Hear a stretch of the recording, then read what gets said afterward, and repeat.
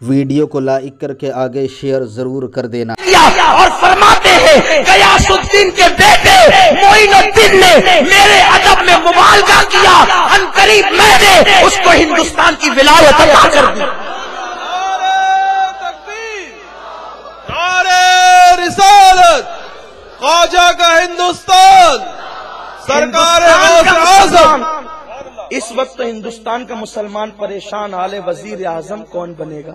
ہمیں کیا کرنا ہے؟ کوئی بنے، ہندوستان کا قیامت تک کے لیے بادشاہ تو ہمارا خواجہ ہے۔ حکومت وقت یاد رکھے، یہاں تو کل دوسرا رہے گا، زمین ہندوستان کا راجا ہمارا خواجہ سدا رہے گا۔ ارے میرے غوث نے جس کو بنا دیا وہ 5 سال کی آٹو کی بھیک پر بادشاہ نہیں بنتا، میرے غوث نے عطا کیا ہے تو قیامت تک کے لیے بادشاہ بنا دیا ہے۔ اسی لیے تو ایک انگریز مفکر لکھتا ہے کہ ہندوستان میں ایک قبر کو میں پورے ملک پر حکومت کرتے دیکھ رہا ہوں۔ پوچھا گیا وہ قبر کس کی ہے تو کہا کہ وہ معین الدین غریب نواز کی قبر ہے جو اہل ہند کے دل پر حکومت کر رہی ہے۔ تو میرے غوث نے جب وہ کہا کہ میرا قدم ہر ولی کی گردن پر، خواجہ صاحب نے جھکا دیا، غریب نواز نے جھکا دیا۔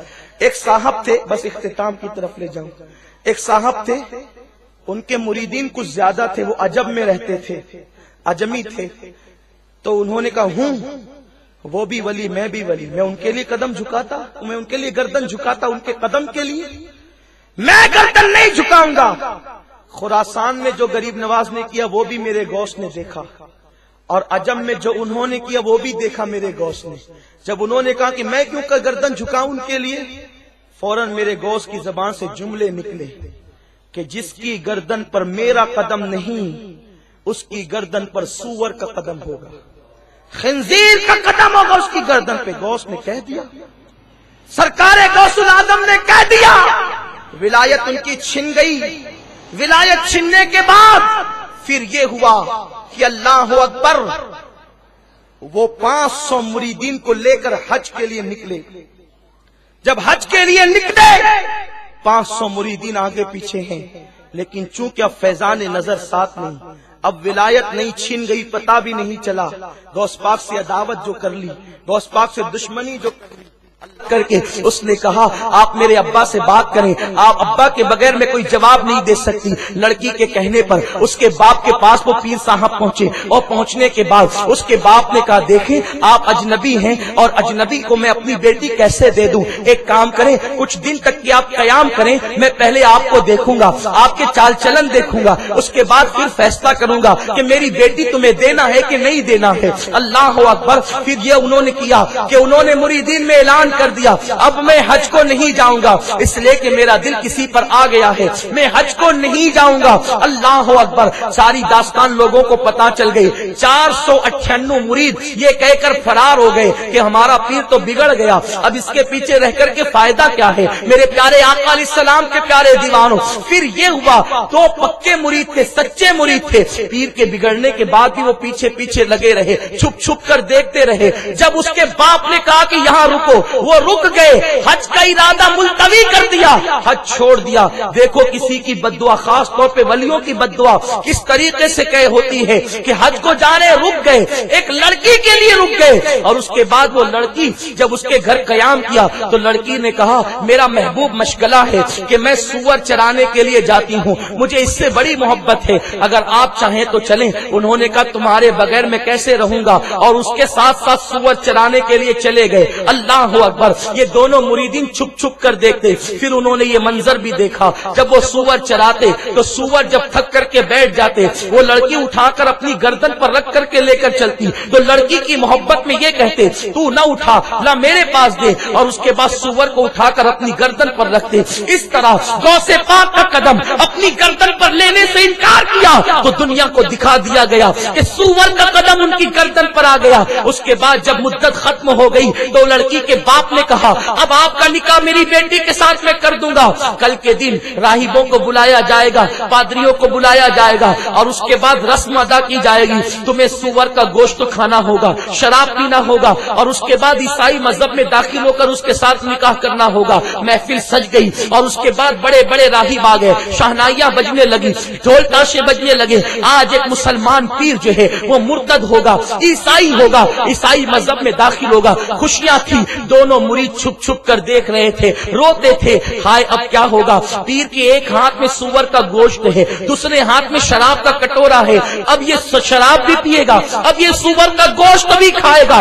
اللہ اکبر, اب ہمارا پیر مرتد ہو جائے گا. دونوں روتے ہیں, اللہ سے دعا کرتے ہیں مولا اس کے لیے رحم فرما, اس پر رحم فرما. پھر دونوں گفتگو کرتے ہیں پیر کو زوال آیا کیسے, آخر یہ اتنا ذلیل ہوا کیسے. تو دونوں نے گفتگو کے بعد یہ نتیجہ نکالا کہ جس دن سے غوث پاک کا قدم اپنی گردن پر لینے سے انکار کیا ہے, اس دن سے اس کو زوال آیا اور یہ بگڑتا چلا گیا, اس کے حالات بگڑتے چلے گئے. یاد رکھیں ولی کی دشمنی اور گستاخی کے بعد انسان کو گناہ کر کے اپنا جرم بھی یاد نہیں آتا, وہ بھٹکتا رہتا ہے, وہ پریشان رہتا ہے. اللہ اکبر, جب دونوں مریدین نتیجے پر پہنچے, غوث پاک کا قدم لینے سے انکار کیا, اس لیے سور کا قدم آ گیا. وہیں سے دونوں نے ہاتھ جوڑ کر کہا یا غوث الثقلین, کریم ابن کریم ہو, سخی ابن سخی ہو, ہم آپ سے عرض کرتے ہیں ہمارے پیر کی خطا کو معاف کر دو, آج اس کا ایمان بچا لو.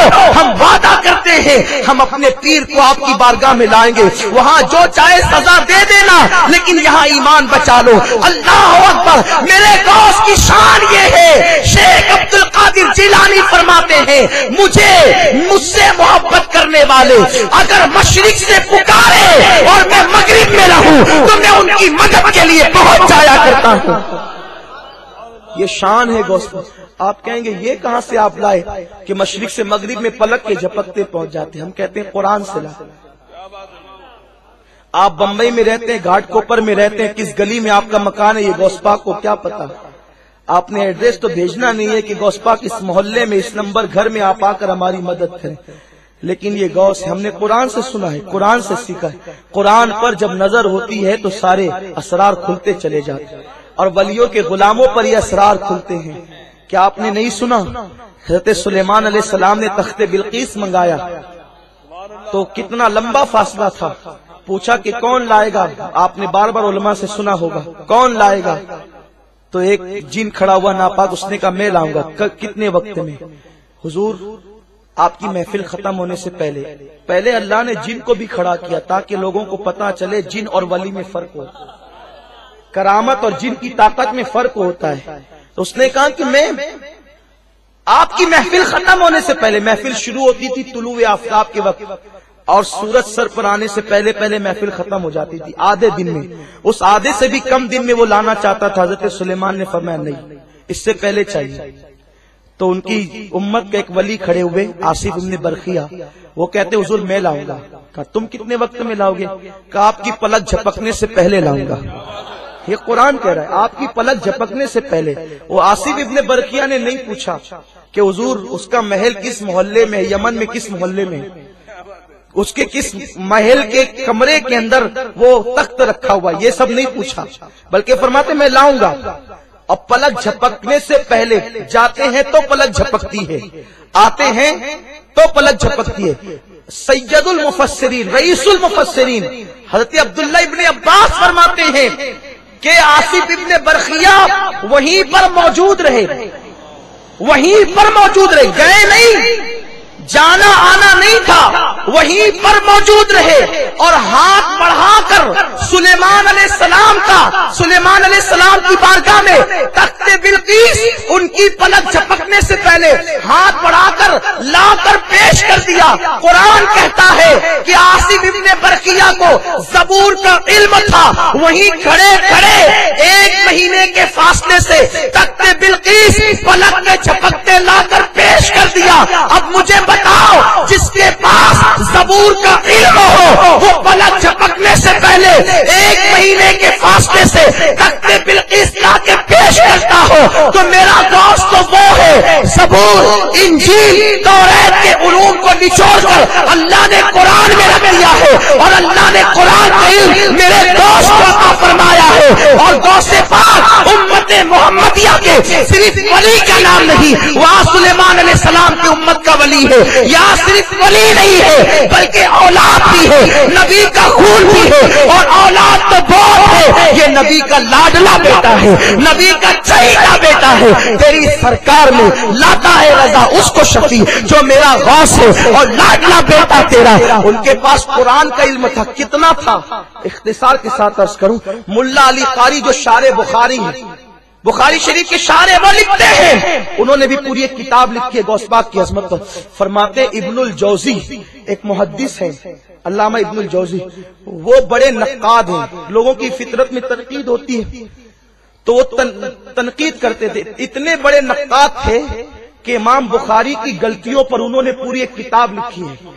امام ابن جوزی ایسے نقاد تھے، غوث پاک کے زمانے میں تھے تو غوث پاک پر بھی تنقیدیں کرتے رہتے تھے. غوث پاک کے ایک مرید اور خلیفہ تھے شیخ ابو العباس. جلدی آگے بڑھ رہا ہوں. شیخ ابو العباس، انہوں نے ابن الجوزی سے دوستی ان کی تھی، ملاقات کی. کہا ابن الجوزی تم جو ہے میرے پیر پر تنقید کرتے ہو، کبھی ان کو دیکھا، ملاقات کی، کبھی ان کی محفل میں گئے؟ کہا نہیں گئے. کہا چلو. نہیں میں نہیں آتا، صوفیہ کی محفل میں میں نہیں آتا، ان کے یہاں تو یہ ہوتا ہے وہ ہوتا ہے. انہوں نے کہا بھی چلو تو صحیح، نہ پسند آئے تو پھر بات تمہاری ہوگی، لیکن ایک مرتبہ چلو تو صحیح. ابن الجوزی کو کسی ویڈیو اگر اچھا لگا ہو تو لائک